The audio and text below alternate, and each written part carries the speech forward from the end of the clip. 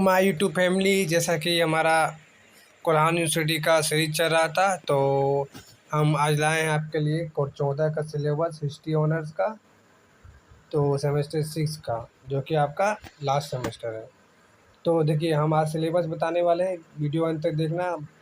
बहुत ही आसान शब्दों में आपको दिमाग में घुस जाएगा क्या क्या पढ़ना है आपको। तो देखिए, फिर से दोहरा रहे हैं, कोर्स 14 हिस्ट्री ऑनर्स सेमेस्टर 6 का सिलेबस। कौन सा यूनिवर्सिटी? कोल्हान का। सत्र कितना है? 21-24। तो देखिए, इसमें आपको क्या पढ़ना था? इसमें आपको पढ़ना है समकालीन विश्व 1950 से 2000 ईस्वी तक का आपका इतिहास पढ़ना है, समकालीन विश्व का। तो देखिए, पहला यूनिट में क्या पढ़ना है आपको? तो देखिए, समकालीन विश्व का ही पढ़ना है। तो यानी कि पूरा विश्व का इतिहास आएगा, विश्व आ रहा तो विश्व का इतिहास आएगा। तो देखिए, यूनिट 1 में क्या पढ़ना है आपको? नई राजनीति व्यवस्था। ठीक है, नई राजनीति व्यवस्था पढ़ना है। इसमें आपको ए नंबर पढ़ना है राष्ट्रवादी आंदोलन। ठीक है, फिर उपनिवेशवाद से मुक्ति की प्रक्रिया। नई राजनीति व्यवस्था मतलब क्या? नया नया राजनीति, कोई देश का जन्म हुआ, कोई नया उपनिवेश का जन्म हुआ। ठीक है, नया राष्ट्रवादी आंदोलन हुआ, मतलब नया राजनीति व्यवस्था हुआ, नया कुछ कुछ हुआ हुआ टर्निंग पॉइंट। तो वही पढ़ना है आपको, राष्ट्रवादी आंदोलन, उपनिवेशवाद से मुक्ति की प्रक्रिया। आपको टेंशन नहीं लेना, आपको भी इम्पोर्टेंट क्वेश्चन अपलोड कर दूंगे कोर्स 14 का। ठीक है, तो देखिए, नेक्स्ट है यूनिट 2 का। आपको क्या पढ़ना है? शीत युद्ध। शीत युद्ध में आपको क्या पढ़ना है कि शीत युद्ध के वैचारिक, ठीक है, राजनीतिक आधा पढ़ना है आपको, राजनीति एकदम पूरा पढ़ना है इसका। शीत युद्ध का ये आधा काट दीजिए। ठीक है, तो शीत युद्ध का राजनीति पढ़ना है। दूसरा में पढ़ना है आपको विश्व राजनीति में द्विपक्षीयवाद पढ़ना है आपको। दूसरा पढ़ना है आपको ये पढ़ना है, ये पढ़ना है। फिर इसी में आपको तीसरी दुनिया का उद्भव पढ़ना था। ठीक है, जिसमें से गुट निरपेक्ष आंदोलन पढ़ना है आपको। क्या पढ़ना है आपको? गुट निरपेक्ष आंदोलन पढ़ना है तीसरी दुनिया का उदय में।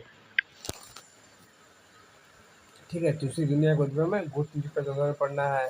द्विपक्षीयवाद पढ़ना है विश्व का राजनीति में। शीत युद्ध का वैचारिक और राजनीति पढ़ना है। आगे देखिए, यूनिट 3 में क्या है? यूनिट 3 में आपको पढ़ना है विश्व शांति की अवधारणा। विश्व शांति की अवधारणा जो लाया था यूएनओ वाला। ठीक है, तो यूएनओ की उत्पत्ति एवं स्थापना पढ़ना है। इसमें यूएनओ की उत्पत्ति एवं स्थापना पढ़ना है। फिर उसी में पढ़ना है आपको फिलीपींस वियतनाम युद्ध में संयुक्त राष्ट्र संघ की क्या भूमिका था, ये सब आपको पढ़ना है इसी में। ठीक है, इसमें विश्व शांति की धारणा। शांति मतलब कि कोई विश्व शांति की धारणा, कोई तो संस्था होगा जो पूरा शांति करना चाहता होगा पूरा विश्व में, वही था यूएनओ। आपको बताएंगे इंपॉर्टेंट क्वेश्चन, फिर इसका बताएंगे यूएनओ क्या था, इसका क्या क्या कार्य किया, क्या भूमिका था, सारा कुछ बताएंगे। ठीक है, देखिए आगे देखिए, यूनिट 4 में क्या है? तो एक ध्रुवीय विश्व का उदय। क्या है? एक ध्रुवीय विश्व का उदय। इसमें क्या पढ़ना है आपको? समाजवादी ब्लॉक की विघटन, ये पढ़ना है। शीत युद्ध का अंत पढ़ना है। विश्व राजनीति पर क्या प्रभाव पड़ा शीत युद्ध का? शीत युद्ध जो हो रहा था, ठीक है, यूएसएसआर और यूएसए में, वो जो उसका जो अंत हुआ शीत युद्ध का, और उस मतलब पूरा विश्व में क्या राजनीति प्रभाव पड़ा, वो भी पढ़ना है इसमें। तीसरा में पढ़ना है इसमें वैश्वीकरण। फिर इसका आर्थिक और राजनीतिक प्रभाव पढ़ना है कि वैश्वीकरण का आर्थिक क्या प्रभाव पड़ा, आर्थिक में, राजनीति में क्या प्रभाव पड़ा। ठीक है, तो देखिए, मोटा मोटी कहे जाए तो 4 गो यूनिट था। एक दूरी का विश्व का उदय पढ़ना है। फिर विश्व शांति की अवधारणा में आपको यूएनओ पढ़ना है। फिर शीत युद्ध पढ़ना है आपको।